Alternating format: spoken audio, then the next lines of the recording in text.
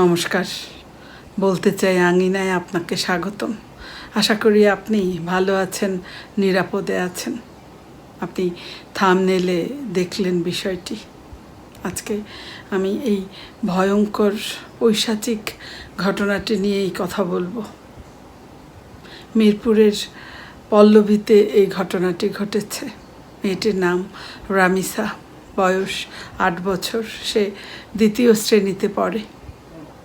সেদিনও মেয়েটিকে স্কুলে পাঠানোর প্রস্তুতি নিচ্ছিলেন রামিসার মা।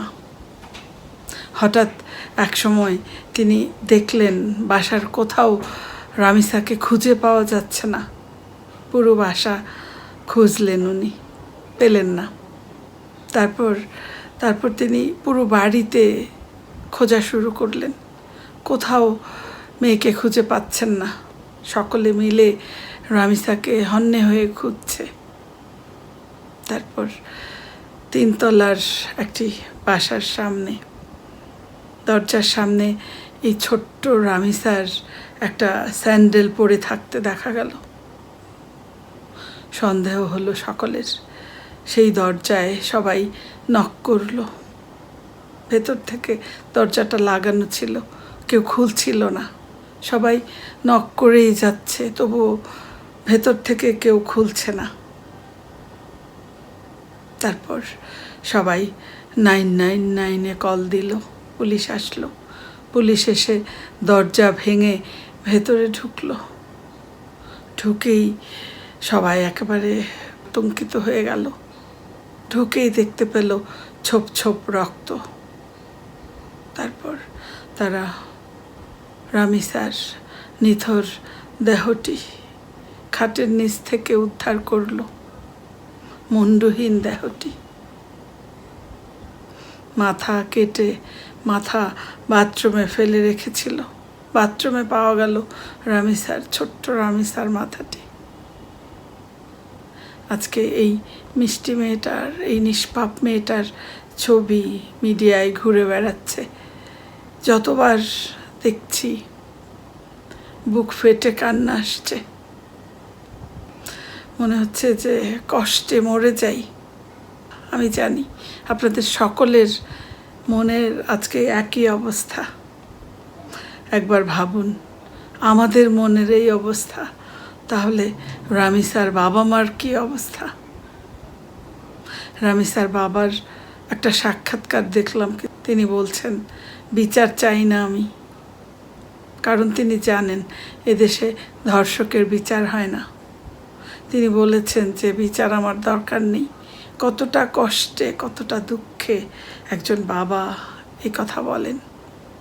বাবা মায়ের রাষ্ট্রের কাছে আর কী বা চাওয়ার থাকতে পারে, যখন সব শেষ হয়ে গেছে। কলিজার টুকরা যখন চিরতরে হারিয়ে গেছে, এমন মুহূর্তে সব প্রমাণ, সব সাক্ষী এবং স্বীকারোক্তি, আসামির স্বীকারোক্তি, এত কিছু থাকার পরেও একদল মানুষ বলা ঠিক হবে কিনা জানি না, তারা বলে যে ডিএনএ টেস্ট করা হোক, প্রকৃত আসামির বিচার নিশ্চিত করা হোক। আবার দেখলাম রামিসার একটি ছবিতে একজন কমেন্ট করেছে, এত সাজসজ্জা ভালো নয়, এমন কমেন্ট করেছে। আমি বুঝতে পারি না, আমি কিছুতেই বুঝতে পারি না যে এদের ধর্ষকের জন্যে এত খারাপ লাগে কেন। ধর্ষককে কিছু বললে এদের সহ্য হয় না কেন? কারণ কি? ধর্ষকের সাথে এদের কি সম্পর্ক? মামাতো ভাই, খালাতো ভাই, কাকাতো ভাই, নাকি এদের দোসর, নাকি এরাও ধর্ষক, এজন্যে ধর্ষককে গালি দিলে এদের গায়ে লাগে? আমি ভাষা খুঁজে পাই না এদের কমেন্ট দেখে। আমার মনে হয় যে ধর্ষকের সাথে সাথে এই কমেন্টগুলো যারা করে, এদেরকেও বিচারের আওতায় আনা উচিত। এদেরকেও আনা উচিত। কারণ এই যে এরা যারা এই মানসিকতা লালন করে, কতদিন পর আমরা দেখব এই মন্তব্যকারীরা এরা আবারও কোথাও এই ঘটনার পুনরাবৃত্তি করবে, এরা করবে। আসুন আমরা আমরা এই সমাজের আগাছা পরিষ্কারে নামি। এই যে এই আগাছাগুলোকে আসুন আমরা পরিষ্কার করি, এদের চিনে রাখি। এরা ধর্ষককে সাপোর্ট করছে মানে এরা মননে চিন্তনে এগুলো লালন করে। আজকে আমি আমার এক পরিচিতের ছোট বোন বলতে পারেন, একজনের একটা পোস্ট দেখছিলাম ফেসবুকে। সে লিখেছে যে তার ছোট্ট একটা শিশু, সে বাড়ি এসে মাকে জিজ্ঞেস করছে, মা ধর্ষণ কি? সে এটাও লিখলো যে এই প্রশ্নটা যে এখনকার সময়ে খুব স্বাভাবিক এটা আমি জানি, কিন্তু আমি উত্তর কী দেব ভেবে পাচ্ছিলাম না। তারপর অনেক ভেবে ছেলেকে বললাম যে বাবা, এটা খুব খারাপ একটি ঘটনা, এটা অপরাধ, তুমি বড় হলে বুঝবে। এভাবে সেই মা ছেলেকে উত্তর দিয়েছে। অর্থাৎ আমাদের বর্তমান যে অবস্থা আমাদের সমাজে এখন, এটা একটা কঠিন ব্যাধি।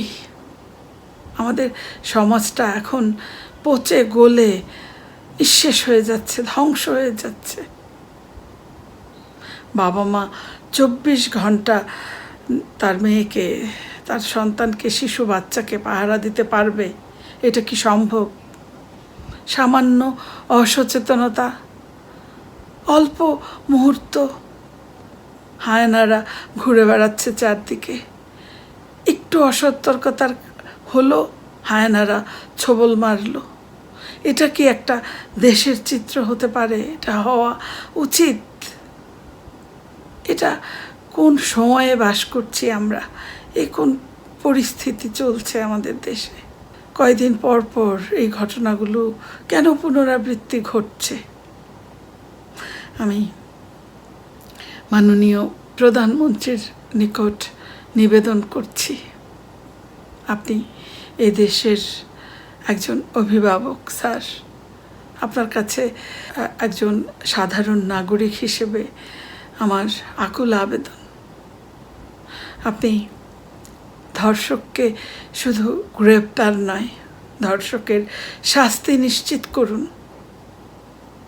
আপনি এই যে আমাদের সমাজে এই মন মানসিকতার এই ধর্ষকের সংখ্যা দিন দিন জম্বির মতো বেড়ে চলেছে, এর জন্য কিছু করুন।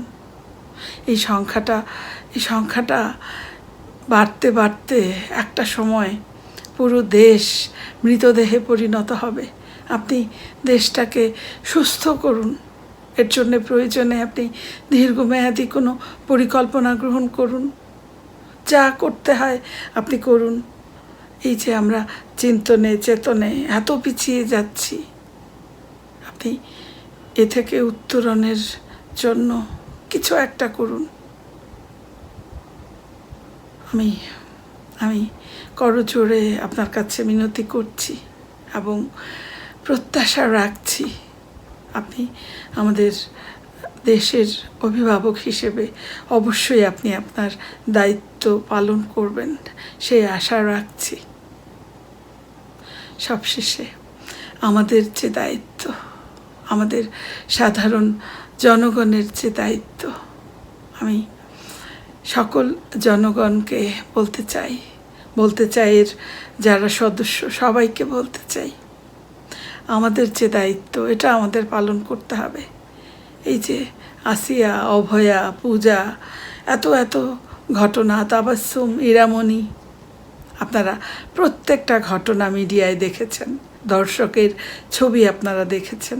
আপনাদের অনুরোধ করছি আপনারা প্রত্যেকে এই ধর্ষকের ছবি সংগ্রহে রাখুন, প্রয়োজনে একটা ফ্রেমে রাখুন, মুখস্থ করুন, চিনে রাখুন চেহারাগুলো। এরা গ্রেপ্তার হওয়ার পর কিছুদিন পর ছাড়া পেয়ে যে বেরিয়ে আসে, তখন এরা যে এলাকায় যায় চলুন আমরা এদেরকে বয়কট করি, সামাজিকভাবে এদেরকে বয়কট করি। আমরা এদের সাথে আর চলাফেরা করব না, মেলামেশা করব না। আসুন আমরা প্রতিজ্ঞাবদ্ধ হই, আমরা এদের বাঁচা হারাম করে দিই। আমরা এদের সঙ্গে যেন কোনোভাবেই কোনো সম্পর্ক স্থাপন না করি। হোক সে আমার আত্মীয়, হতে পারে সে খুব নিকট আত্মীয়, তবু ধর্ষকের সঙ্গকে আমরা যেন পরিত্যাগ করি। আসুন আমরা প্রতিজ্ঞাবদ্ধ হই। আমরা যদি চাই তাহলেই আমরা আমাদের সমাজটাকে, আমাদের দেশটাকে বাঁচাতে পারি, আর বাঁচাতে পারি এই ছোট্ট রামিসাদের। আপনাদের সকলের জন্যে সর্বাঙ্গীন মঙ্গল কামনা করে আজকে এখানেই শেষ করছি। আপনি ভালো থাকুন, সুস্থ থাকুন আর সচেতন থাকুন। শুভরাত্রি।